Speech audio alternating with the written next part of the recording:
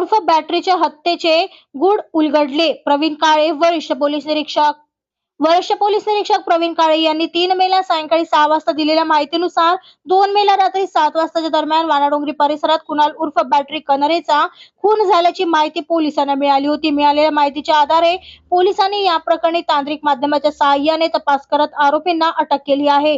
जुना वादाच्या कारणावरून आरोपीने दगडाने ठेचून खून केल्याचे कबूल केले आहे. आरोपी विरुद्ध गुन्ह्याची नोंद करण्यात आली असून या प्रकरणी विधी संघर्षग्रस्त बालकासह 4 आरोपींना ताब्यात घेण्यात आले आहे.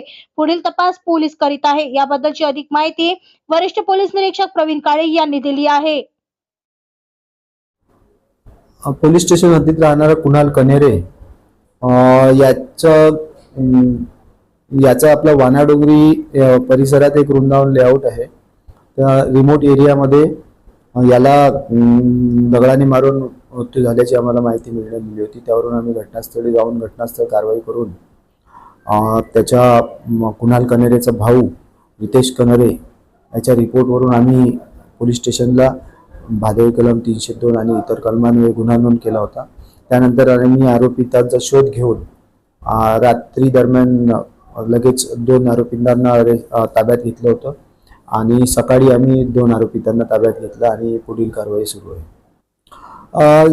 एक संदीप बोपचे आहे, एक आयुष मेश्राम आहे, एक कार्तिक सुरसाऊत आहे, एक ताब्यात आमचे जुहेनाईल आरोपी आहे. या 4 आरोपींना आम्ही 3 आरोपींना गुन्ह्यात अटक केलेली आहे.